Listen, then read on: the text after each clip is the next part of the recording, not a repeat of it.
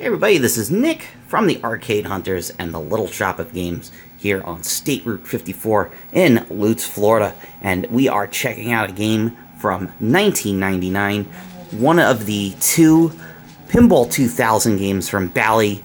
This is, of course, Revenge from Mars, from our good friend, fellow designer, Mr. George Gomez.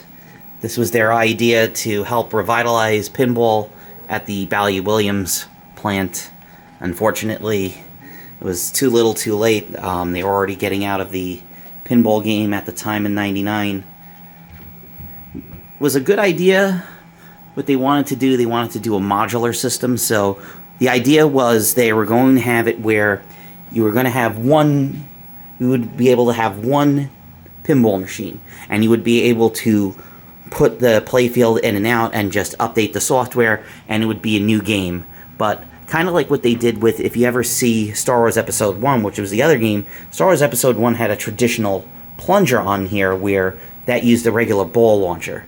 There was a guy on Pinside that made a modular version of it, but he had to do some trickery around it to get it to work with a auto launcher and the regular ball launcher. I think he took an Episode 1 for it because it had the regular launcher on it. But yep, this is the game. This is obviously the sequel to Attack from Mars, and this still uses an original CRT monitor. If we can go up here, you can see the CRT monitor is projected on the special film of glass, so it gives it a 3D look, and it interacts with the pop bumpers and some of the other features on here. There's obviously a jump ramp that looks like the ball is going into the screen and smashes onto the screen and stuff like that. So they had this was the idea. The Pinball 2000 had an action button here on each side, so it used these special proprietary buttons. Like, I'm being very fancy, but yes. Yes. Still using the same actors from the original game. Definitely dates itself when it's from '99 because one of the modes is you go to Washington, D.C. and they're taking over the White House, so you get the Bill Clinton of "Don't touch my monster truck, the chicks dig it," and so definitely shows when the game was made. So I still have a lot of fun with it. My good friend Steven up in Long Island, he has one in his game room. We got pretty far on it.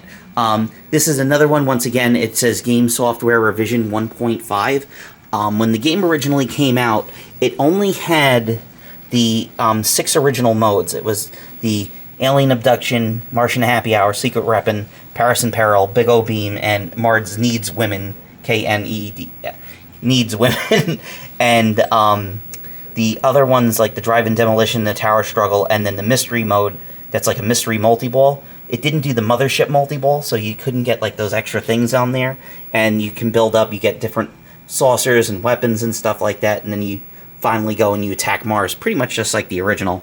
But yep, unfortunately it was too late because they ended up making South Park at the same time, and South Park pretty much took its lunch money, and the biggest thing was, I think, was, you know, most of the games when they come out, they go overseas first.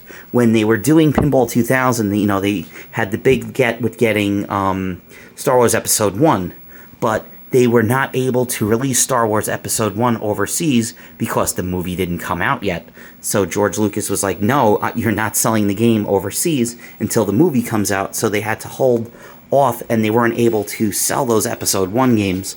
So regardless of if you like Episode 1 or not, you weren't able to play it, because if you were from another country other than the United States or Canada where the movie wasn't out, they weren't going to have the game out yet. So most of the people took their money and put it into other games, or, you know, at this time, you know, a lot of people were thinking that pinball was going to be, you know, going the way of the dodo, so they weren't really buying new games, which was a shame, because, you know, it would have been fun to see what they were doing. You know, Pat Lawlor was doing wizard blocks, and I think Steve Ritchie was supposedly working on a new Playboy machine that was going to have, you know, obviously was going to have all the models and stuff on there that were going to interact with you with the screen. So it would be very interesting to see what it does, what it was going to do instead of this, because like they said, you know, with if you watch the Tilt the Battle Save Pinball, you'll read more about it, where they were talking about how hard it was to do episode 1, because,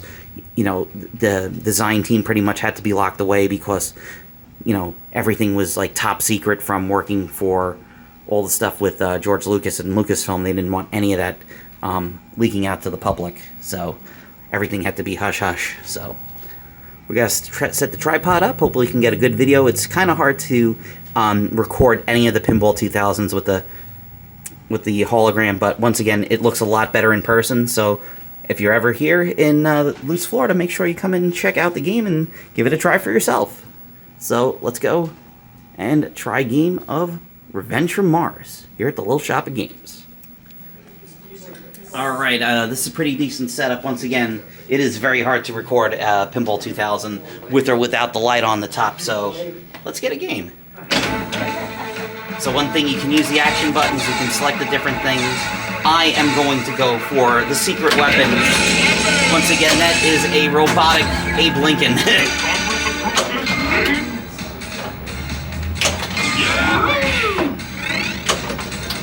And you can hear the music, it's definitely using the Mortal Kombat songs in it. But you'll also hear a certain voice if we make it up there, but the Super Jets.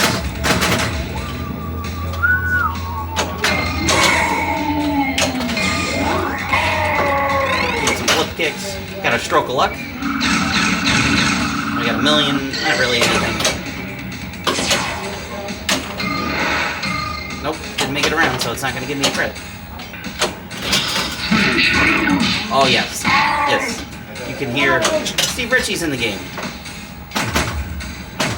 That didn't make the... Let's see if we can get it. Nope, it's not going to make it. We gotta hit that jump ramp. Here we go.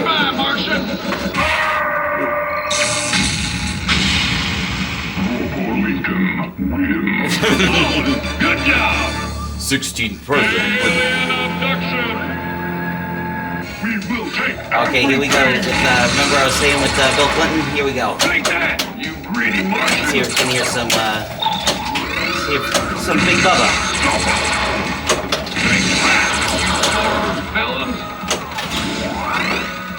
So the one thing... My chick stick that. You can also use, when you get missiles in the game, you can use the action buttons, the left to right, to get some of the awards on there to make it a little easier for you. Star Wars Episode 1 did the same thing. You would get, the photon torpedoes that you could shoot on stuff. I'm pretty sure that's what they called them. So we got our ball lock, we got our main multi-ball of the game. So I love this game, just with all the voices are so iconic with the Martians talking to each other. The best part is the bartender is dressed up like Tapper, so he's got the red... Humana. Keep shooting. I'll take it. But he's dressed up like Tapper, he's got the red and white candy cane stripe thing on. He's polishing the glass. The whole idea is to just take out the Martians one at a time. And they're all drinking kerosene and gasoline.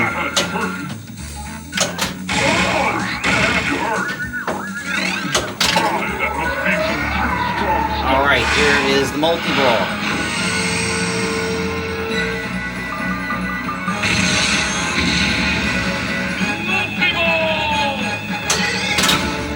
Turns into this, you have to shoot the 10 chips.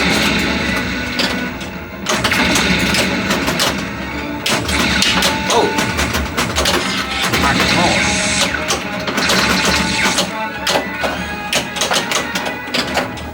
So I can't use I tried using the cabinet buttons, but not in this mode.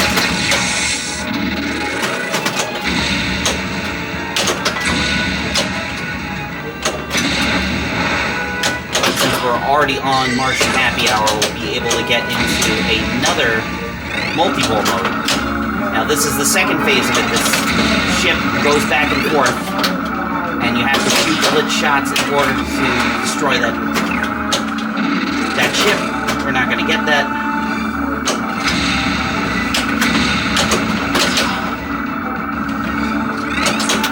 But it'll still go because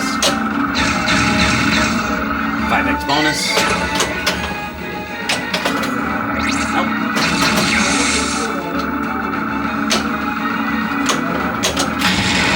There he goes. That was nice of it.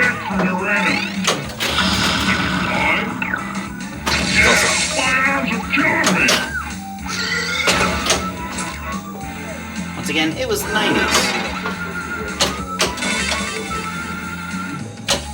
So yes, they have Martian Attack Multi-Ball. So just like the original, you shoot the 6 Martian stand-ups and the other target that's up there in the top left, you'll get a Martian Attack Multi-Ball, which is right now, it's ready at the scoop, along with a stroke of luck. Thank God I get my ball back.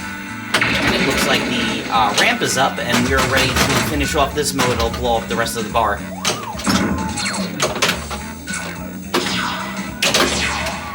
Come back. Alright, bar's blown up. Blow up the bar. And now we're ready for the bonus wave multi-ball. We're going to be gathering fuel to attack Mars. Now we can use the... You can see my... I can move the ball so we can get a double jackpot. Good job.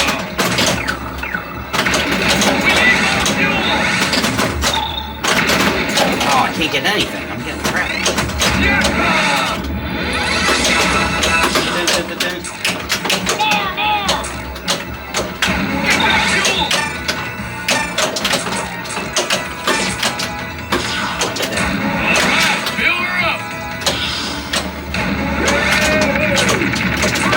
Saucer light. Alright, got that double. Got the other double. Got that one. Now it's up to 3x.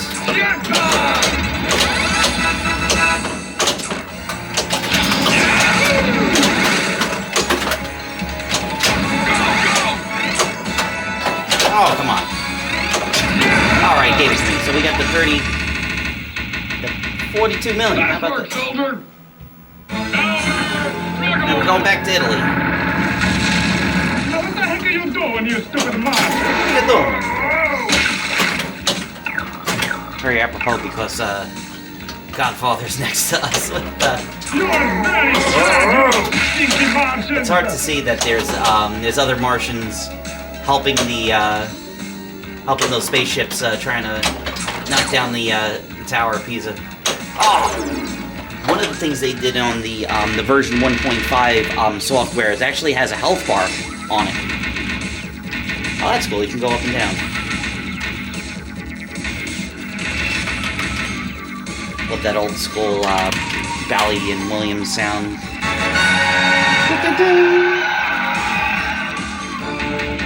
After a free game, here comes a little ship. Shoots it down. There you go. You get a free game. Alright folks, hopefully that showed up okay on camera. Like I said, it's very hard to shoot a Pinball 2000, which is why I've never gotten many videos of it. Hopefully I can get an episode one time.